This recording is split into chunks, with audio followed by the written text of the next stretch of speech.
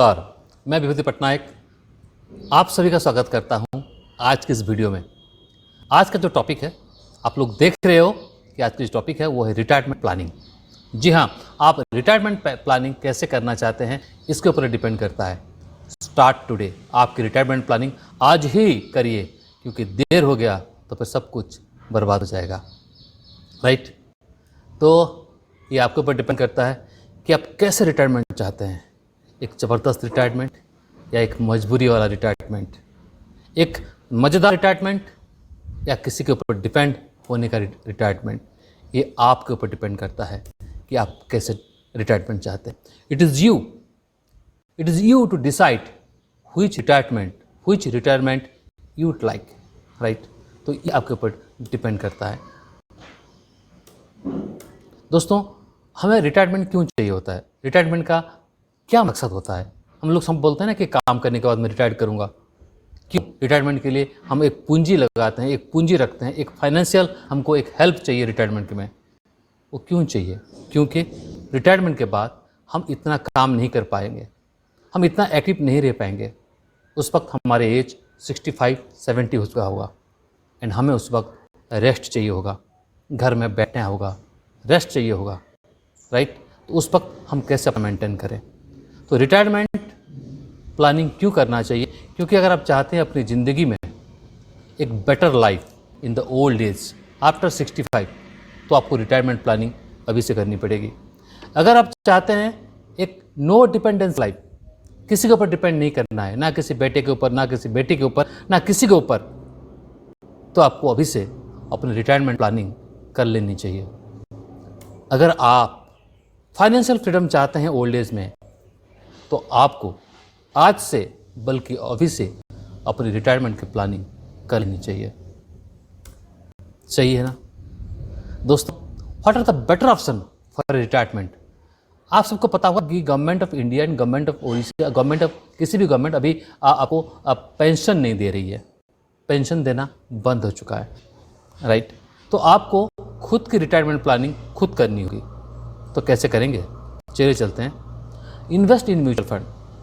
आजकल बहुत सारे म्यूचुअल फंड ये ऑप्शन देते हैं जिसमें आप इन्वेस्ट करके आप अपने रिटायरमेंट को एक अच्छा, एक फ्रूटफुल रिटायरमेंट कर सकते हैं। एक अच्छा पैसा आपको रिटायरमेंट में मिल सकता है, लेकिन उसका प्लानिंग आपको अभी से करनी होगी।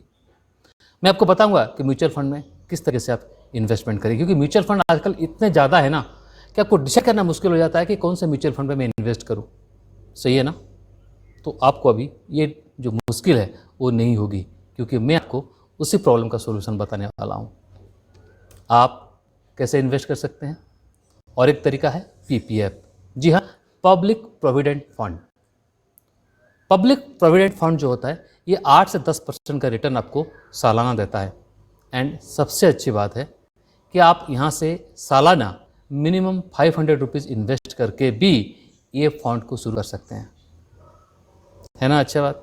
और यहाँ पे और एक चीज़ क्या बेनिफिट मिलता है आपको अप टू 1.5 लाख तक का आपको जो टैक्स रिबेट मिलता है, जो आपका इनकम टैक्स रिबेट होता है वो भी आपको मिलता है अप टू 1.5 लाख। तो सबसे अच्छा तरीका पीपीएफ भी हो सकता है। और एक तरीका होता है एनपीएस, वो होता है नेशनल पेंशन स्कीम। इसमें भी वही 8 to 10% का रिफंड आपको मिलता है। लेकिन हाँ, पीपीएफ एंड एनपीएस के अंदर जो डिफरेंस है वो यही है कि पीपीएफ में आप जब मैच्योरिटी हो जाता है, जब आप 65 इयर्स का हो जाते हो, जब आपकी मैच्योरिटी आपने डिसाइड किया है, उस वक्त आपको एक मोटा अमाउंट मिलता है एट ए टाइम। लेकिन एनपीएस में अगर आप चाहें तो आप हर महीने पेंशन जैसे गवर्नमेंट से मिलता है उसी तरीके से ले सकते हैं। 5-5 हज़ार, 10-10 हज़ार, जो भी आप चाहिए आपको उसी हिसाब से आपको इन्वेस्टमेंट करना पड़ेगा। तो ये एनपीएस एंड पीपीएफ ये दोनों टूल है, एंड म्यूचुअल फंड, ये 3 टूल हैं जहाँ पे हम अपना इन्वेस्टमेंट करके अपने रिटायरमेंट की प्लानिंग कर सकते हैं दोस्तों। और तरीका है debenture, bonds, corporate bonds, government bonds ये खरीदने का। आप लोग को पता होगा बहुत सारे corporate sector, Shriram transport, LIC, ICIC, HDFC, इन लोगों का एक कॉर्पोरेट एफडी भी होता है जहाँ पे रेट ऑफ इंटरेस्ट ज़्यादा होता है, 8% के करीब इनका रिटर्न होता है। तो आप ये भी ले सकते हैं। लेकिन हाँ, ध्यान रखिए, आप जो भी कॉर्पोरेट बॉन्ड्स ले रहे हैं उसकी जो रेटिंग है वो AAA+ होने बहुत ज़रूरी है। AAA+ होना चाहिए, तभी आप उसको थोड़ा फेथ कर सकते हैं, विश्वास कर सकते हैं एंड उसको ले सकते हैं एंड ये आपको अच्छा रिटर्न देगा। लेकिन यहाँ पे आपको टैक्स रिबेट नहीं मिलेगा, राइट। और क्या कर सकते हैं हम लोग? अब म्यूचुअल फंड में कैसे सिलेक्ट करें कि कौन सा म्यूचुअल फंड आपके लिए अच्छा है? तो मैं आपको बताऊंगा। आप अभी गूगल ओपन करिए एंड वहाँ पे सर्च करिए कि क्रिसिल का, लिखिए वहाँ पे CRISIL mutual fund rating PPT, ठीक है। आप वहाँ लिख सकते हैं क्रिसिल म्यूचुअल फंड रेटिंग, ये भी लिख सकते हैं। तो आपको वो एक जो है एक परफॉर्मा देगा, एक जो फॉर्म है वो दे देगा जो आपके सामने इस वक्त है। यहाँ पे आप देख सकते हैं क्रिसिल ने रेटिंग करता है म्यूचुअल फंड कंपनी का कि कौन सा म्यूचुअल कंपनी, कौन सी म्यूचुअल फंड कंपनी कौन से सेक्टर में बेस्ट है, क्योंकि म्यूचुअल फंड में भी बहुत सारे सेक्टर होते हैं। तो ये आपको उसका एक डॉक्यूमेंट प्रोवाइड कर देता है जिससे कि आपको ये पता चलता है कि कौन सा सेक्टर पे आपको इन्वेस्ट करना चाहिए, क्योंकि ये आपको बताता है अल्फा का रिटर्न कैसा है, म्यूचुअल फंड कैसे रिटर्न दे रहा है एंड रैंकिंग क्या है।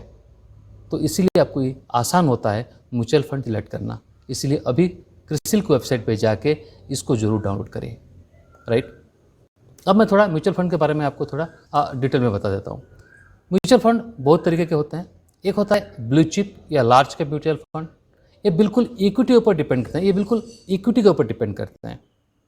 एंड जो लार्ज कैप होते हैं ना, इनका मार्केट कैपिटलाइजेशन जो होता है वो होता है 20,000 करोड़ से ज़्यादा का। एंड इस कंपनी के अंदर अच्छे कंपनी जो आते हैं वो होते हैं रिलायंस, TCS, इन्फोसिस, मारुति सुजुकी, बजाज, इस तरह की बड़े बड़े कंपनी, निफ्टी 50 के बड़े बड़े कंपनी इसके अंदर आते हैं। एंड यहाँ पे अगर अपना कुछ अपनी जो म्यूचुअल फंड यहाँ पे आपके पैसे को लगाते हैं, वहाँ पे पैसे बढ़ने का चांसेस बहुत ज़्यादा होता है। हाँ, थोड़ा बहुत रिस्क भी होता है क्योंकि ये बिल्कुल कंप्लीटली इक्विटी बेस्ड इन्वेस्टमेंट होता है। एंड आपको पता है मार्केट कभी ऊपर चलता है तो कभी नीचे, इसीलिए यहाँ पे थोड़ा बहुत रिस्क तो रहता ही है। साथ में और एक है जिसे हम लोग बोलते हैं mid cap mutual fund. Mid cap mutual fund क्या होता है? यहाँ पे ये जो कंपनी ये लोग सिलेक्ट करते हैं उस कंपनी के टर्नओवर जो है, उनका मार्केट कैपिटलाइजेशन जो है वो 10,000 करोड़ से 20,000 करोड़ के अंदर होते हैं। एंड यहाँ पे बड़े कंपनी आते हैं जैसे कि आप ले सकते हैं बाटा, टाटा, ये सारे कंपनी मिड कैप कंपनीज में आते हैं। तो यहाँ पे भी आपका इन्वेस्टमेंट कर सकते हैं, लेकिन फिर एक इक्विटी बेस्ड इन्वेस्टमेंट है तो रिस्क तो थोड़ा बहुत यहाँ पे भी है। और एक होता है स्मॉल कैप जो म्यूचुअल फंड होता है, इनका जो मार्केट कैपिटलाइजेशन होता है ये 5,000 करोड़ से 10,000 करोड़ के अंदर होते हैं। और यहाँ पे भी म्यूचुअल फंड इन्वेस्टमेंट किया जा सकता है, लेकिन वही फिर यहाँ पे थोड़ा बहुत रिस्क रहता ही है। और जब भी आप किसी म्यूचुअल फंड पर इन्वेस्ट करें, हमेशा उसका ROCE जरूर ध्यान रखें। ROCE क्या होता है? रिटर्न ऑन कैपिटल एम्प्लॉयड, और ये कम से कम 15% से ज़्यादा होना जरूरी है। वहाँ पे उसी म्यूचुअल फंड पे आप अपना इन्वेस्टमेंट कर सकते हैं। और एक होता है हाइब्रिड फंड। ये जो हाइब्रिड फंड होते हैं ये मिक्सअप होते हैं डेब्ट फंड का एंड इक्विटी फंड का। डेब्ट फंड जो होते हैं यहाँ पे रिस्क बहुत कम होता है, जैसे गवर्नमेंट बॉन्ड्स हो गए, आप फिक्स डिपॉजिट हो गए, ये सब डेब्ट फंड में आते हैं, तो इनमें रिस्क बहुत कम होता है। कुछ म्यूचुअल फंड क्या करते हैं? हाइब्रिड फंड करते हैं। हाइब्रिड फंड में क्या होता है, आपकी जो पैसा है वो डेब्ट फंड में पड़ा रहता है, लेकिन जब भी मार्केट में कोई क्रैश आता है, मार्केट में गिरावट आता है, मार्केट में कोई करेक्शन आता है, तो डेब्ट फंड से पैसा इक्विटी में चला जाता है एंड वहाँ पे आपको बाइंग हो जाता है। और जैसे कि कुछ महीने के बाद जब मार्केट रिकवर करता है तो वो पैसा अगेन सारे स्टॉक बेच के वो पैसा अगेन आपके डेब्ट फंड में आ जाती है। तो डेब्ट फंड से इक्विटी फंड से डेब्ट फंड्स तक एक रोलिंग चलता रहता है इस हाइब्रिड फंड पे। इसीलिए यहाँ पे जो रिस्क है वो बहुत ही कम है, राइट। तो अगर चाहें तो आप हाइब्रिड फंड पे भी इन्वेस्टमेंट कर सकते हैं, लेकिन हाँ यहाँ पे भी जो रेट ऑफ रिटर्न है थोड़ा कम मिलेगा क्योंकि रिस्क यहाँ पे कम है, राइट। लेकिन हाँ और एक चीज़ है कि यहाँ पे भी आपको टैक्स लगते हैं, ये टैक्सेबल अमाउंट होता है। जो भी प्रॉफिट आप इनकम करते हैं उसमें आपको टैक्स देना होता है। तो ये है डेब्ट इक्विटी का जो हाइब्रिड फंड, राइट। अभी मैं आपको एक सेफ, अगर आप चाहते हैं कि आपकी रिटायरमेंट एक सेफ तरीके से, आसान तरीके से करें, तो मैं आपको रिकमेंड करूंगा ETF, exchange traded fund. ETF क्या होता है? आप इंडेक्स की ETF ले सकते हैं। इंडेक्स क्या होता है? निफ्टी 50, बैंक निफ्टी, सेंसेक्स 30, ये इंडेक्स होते हैं। अब आप क्या कर सकते हैं, हर महीने आप जो भी इन्वेस्ट करना चाहते हैं, मान लीजिए 5,000 का इन्वेस्ट करना चाहते हैं एंड आप रिटायरमेंट अभी 35 साल बाकी है, तो आप हर महीने 5,000 का ये ETF खरीद सकते हैं, किसी भी इंडेक्स का। निफ्टी का खरीदिए, बैंक निफ्टी का खरीदिए, सेंसेक्स का खरीदिए, कुछ भी खरीद सकते हैं एंड इसको एक्यूमुलेट करते जाइए 35 साल तक।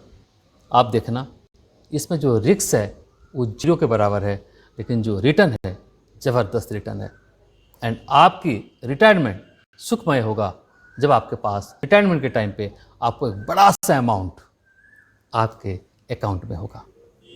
So thank you everyone, thank you very much मेरे साथ बने रहने के लिए, मेरे इस वीडियो को ध्यानपूर्वक देखने के लिए एंड आज से आपकी रिटायरमेंट प्लानिंग शुरू करने के लिए आप सभी को दिल की गहराई से बहुत बहुत धन्यवाद। Thank you everyone, thank you very much. अगर अच्छा लगा तो इस चैनल को जरूर सब्सक्राइब करें, इस YouTube चैनल को जरूर सब्सक्राइब करें, क्योंकि इसी तरीके का वीडियो यहाँ पे आता रहेगा। Thank you everyone, thank you very much, thank you.